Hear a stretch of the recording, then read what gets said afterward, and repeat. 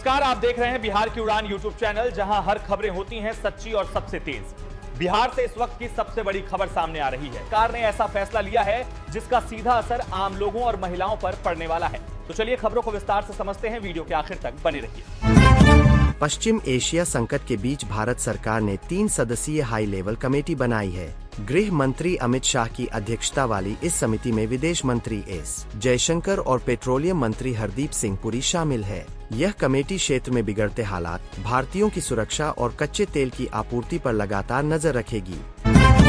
दिल्ली में बीसीसीआई 15 मार्च को annual award आयोजित कर रहा है। इसमें टेस्ट और वनडे कप्तान शुभमन गिल को cricketer of the year award से नवाजा जाएगा। गिल पिछले साल तीनों फॉर्मेट के टॉप स्कोरर है। वहीं राहुल द्रविड़ और मिताली राज को लाइफ टाइम अचीवमेंट से सम्मानित किया जाएगा। आयुष म्हात्रे को अंडर 90 वर्ल्ड कप के लिए लाल अमरनाथ अवार्ड से सम्मानित किया जाएगा। बोर्ड की तरफ से कोई ऑफिशियल बयान नहीं आया है।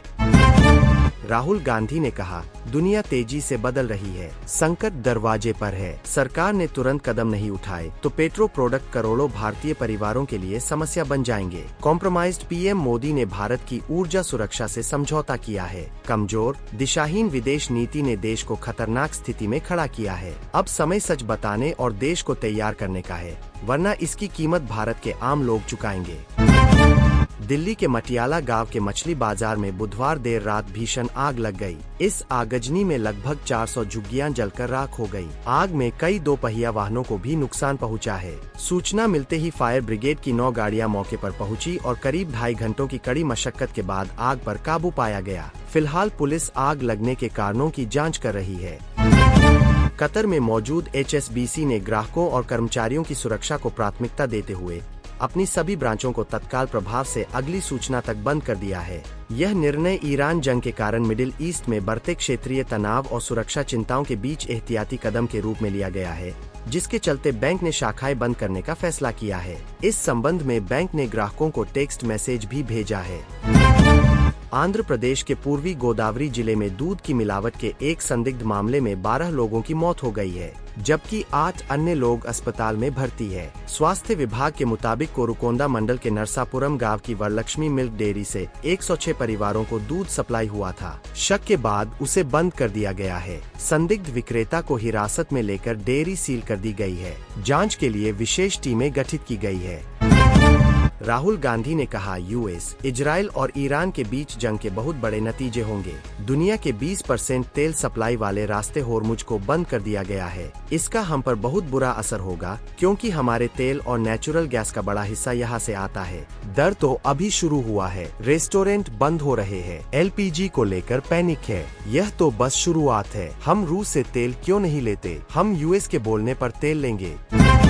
पेट्रोलियम मंत्री हरदीप पुरी ने लोकसभा में बोलते हुए कहा, होर्मुज से करीब 20% आवाजाही प्रभावित हुई है। भारत, कनाडा, नॉर्वे, रूस सहित 40 देशों से क्रूड ऑयल ले रहा है। देश में क्रूड सप्लाई सुरक्षित है। LPG गैस देश में पर्याप्त मात्रा में है। LPG उत्पादन 28% बढ़ा है। CNG की सप्लाई 100% जारी है। हम लंबे समय तक इस स्थिति से निपटने के लिए तैयार है। पैनिक बाइंग की वजह से हालात बिगड़े हैं। व्हाट्सएप 13 साल से कम उम्र के बच्चों के लिए पेरेंट मैनेज्ड अकाउंट नाम का नया फीचर ला रहा है। इसके जरिए बच्चों का व्हाट्सएप अकाउंट पेरेंट्स के अकाउंट से लिंक हो सकेगा, जिससे वे बच्चों की व्हाट्सएप गतिविधियों पर नजर रख सकेंगे। पेरेंट्स तय कर सकेंगे कि बच्चा किससे बात करेगा और किससे नहीं। वहीं बच्चों को स्टेटस अपडेट, चैनल्स और मेटा AI से जुड़े फीचर्स नहीं मिलेंगे। मिडिल ईस्ट टेंशन के कारण पैदा हुआ LPG संकट के बीच देश भर में इंडक्शन कुकटॉप की बिक्री में भारी उछाल आया है। स्थानीय विक्रेताओं के साथ साथ फ्लिपकार्ट और अमेजन जैसे ई-कॉमर्स प्लेटफॉर्म पर हाल ही में बिक्री में भारी इजाफा हुआ है। फ्लिपकार्ट के आंकड़ों के मुताबिक पिछले 4 से 5 दिनों में इंडक्शन कुकटॉप की बिक्री में 3 से 4 हफ्तों की तुलना में 3 गुना इजाफा हुआ है।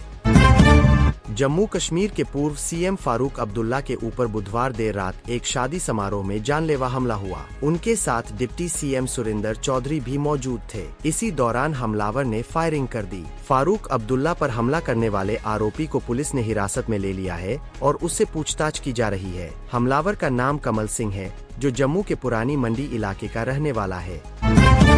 ईरान से जारी जंग के बीच में अमेरिकी राष्ट्रपति डोनाल्ड ट्रंप ने बड़ा दावा किया है। उन्होंने कहा कि पिछले 11 दिनों में अमेरिकी सेना ने ईरान की सैन्य क्षमता को करीब खत्म कर दिया है। सेना ने ईरान की एयरफोर्स और रडार सिस्टम नष्ट कर दिए हैं। एंटी एयरक्राफ्ट डिफेंस खत्म, मिसाइल क्षमता में 90% और ड्रोन क्षमता में 85% कमी आई है। ड्रोन और हथियार बनाने वाली फैक्ट्रियों को भी नष्ट किया जा रहा है।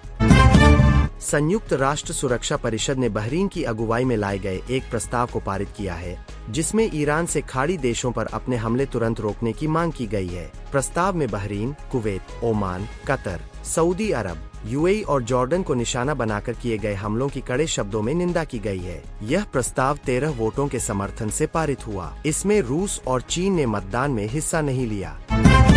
ईरान ने संयुक्त राष्ट्र सुरक्षा परिषद के प्रस्ताव की आलोचना की। ईरान के राजदूत सईद इरावानी ने सुरक्षा परिषद में पारित प्रस्ताव जंग की वास्तविकता को तोड़-मरोड़ पेश करने की कोशिश करता है। यह प्रस्ताव मौजूदा संकट के मूल कारणों को नजरअंदाज करता है। इरावानी ने कहा कि 15 सदस्यीय सुरक्षा परिषद इजराइल और अमेरिका द्वारा आगे बढ़ाए गए इस पक्षपाती और राजनीतिक रूप से प्रेरित प्रस्ताव का मकसद साफ है।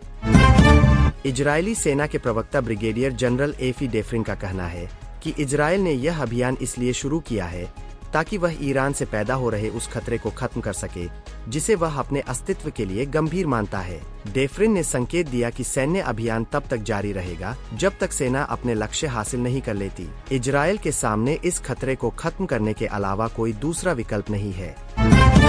लेबनान में बढ़ते संघर्ष के बीच 29 देशों के एक ग्रुप ने इजराइल पर ईरानी हमलों में शामिल होने के लिए हिजबुल्लाह की कड़ी निंदा की है। साथ ही इजराइल से सिविलियन इंफ्रास्ट्रक्चर और घनी आबादी वाले इलाकों पर हमले से बचने की भी अपील की है। यह बयान ऐसे समय में जारी किया गया है जब लेबनान, इजराइल और हिजबुल्लाह के बीच एक और दौर के संघर्ष का सामना कर रहा है, जिससे एक बड़े क्षेत्रीय युद्ध का डर बढ़ गया है।